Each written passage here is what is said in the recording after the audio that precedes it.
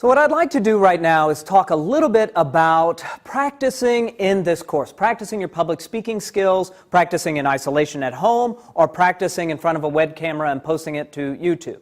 Because doing video in a class on public speaking is a bit odd, right? The one thing that we tend to do when we stand up and speak in front of an audience is not there when we're recording these videos. That audience is usually not there. So what I'd like to do is talk a little bit about the role of practice and the role of video in this class and how that helps us understand the skills that we're working on. And then I've got a few things that I'd like to say in terms of how I would recommend you go about practicing. So first, this whole idea about recording speeches in a public speaking course. Having a public speaking course where audiences are not physically present. Okay? Well, the way I look at it is this class is an opportunity to refine certain skills. And I'll come back to the analogy multiple times, but public speaking in many ways is like refining your skill with any sort of art, but specifically with sports. Okay? So if you like soccer or football, right, there is a need for refining the core elemental skills. In soccer, right, someone who can juggle the ball well is someone who has a dynamic control of the ball, can trap it, can work with that ball in multiple settings. Now, they're not going to do that in the middle of a game, right? They're not going to stop in the middle of the game and start juggling the ball. But they have skills that can then be applied in the dynamic and ever-shifting nature of that game. Okay? That's what this course is. We are refining skills. We are isolating, honing these certain specific public speaking skills so that then you can take them to the actual speech setting. So then you can stand up in front of an audience and you can be better prepared. So, can standing up in front of a video be the exact same as delivering a speech for an audience of 20? No, it can't. I'm recording these speeches right now, and there are 2 cameras and 2 camera guys, but they don't look at me. So it's not the same. It's not the same. I don't have an audience to work off of. But it is an opportunity to refine certain skills so that when I do go out there in front of those audience, I can tap into that ability most certainly.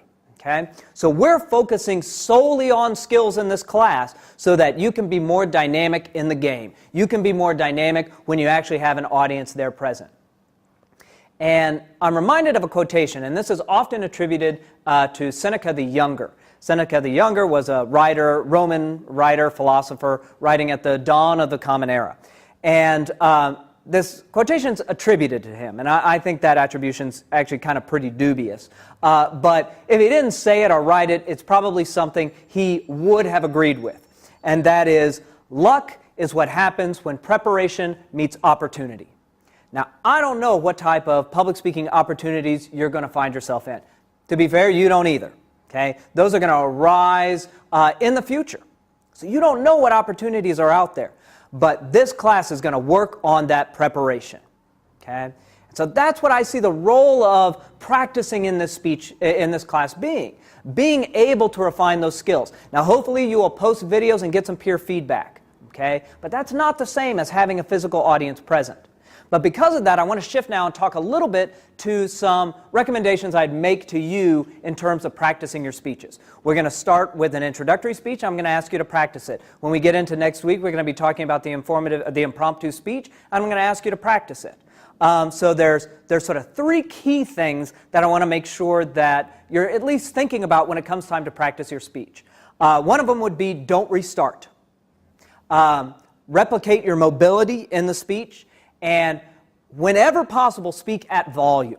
Okay, so first off, don't restart your speech, either in practice when no one's around or if you're recording your speech.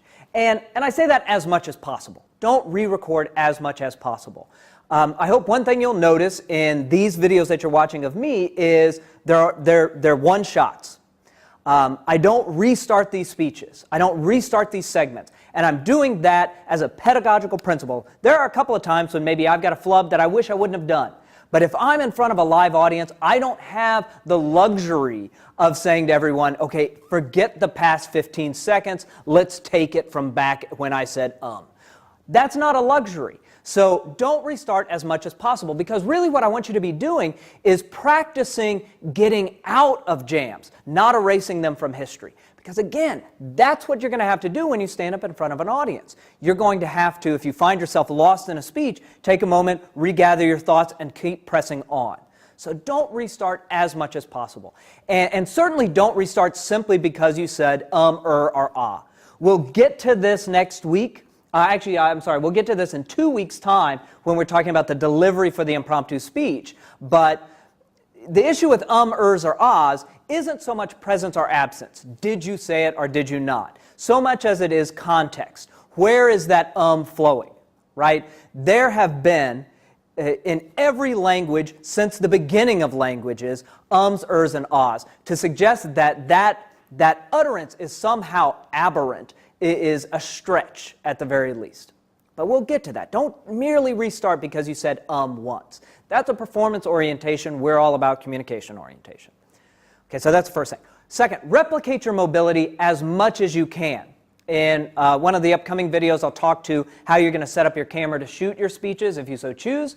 But as you're practicing or as you're shooting these, make sure that you're moving as you would in front of an actual audience. Okay?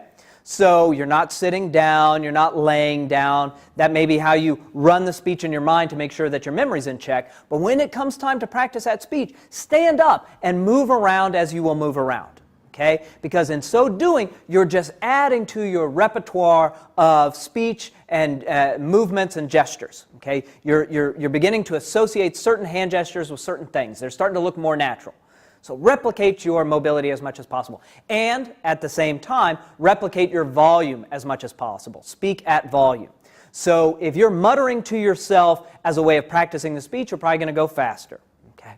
So make sure you're able to speak as loud as you can when you can. Now, one of the nice things about having a class like this in an online platform is you can access it anywhere. So, if you're in the middle of, I don't know, it would be horrible, if you're in the middle of 10 babies soundly sleeping, yeah, you know what, then don't practice at volume.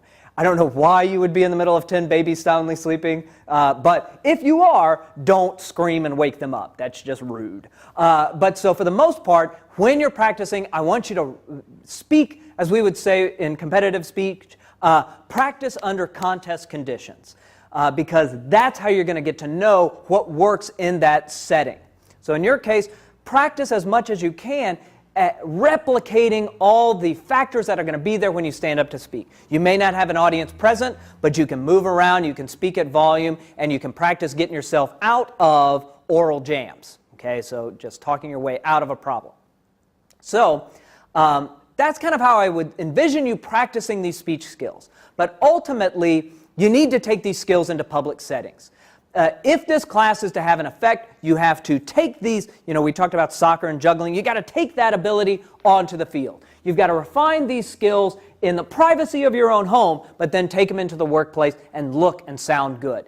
This class I want you to think of, and your practicing of these speeches, I want you to think of as a workplace space. You get to play with new techniques and new approaches. Refine those that work, discard those that don't. But if these skills are really going to take and be useful to you in a real way, you got to take them into a public setting in order for them to thrive.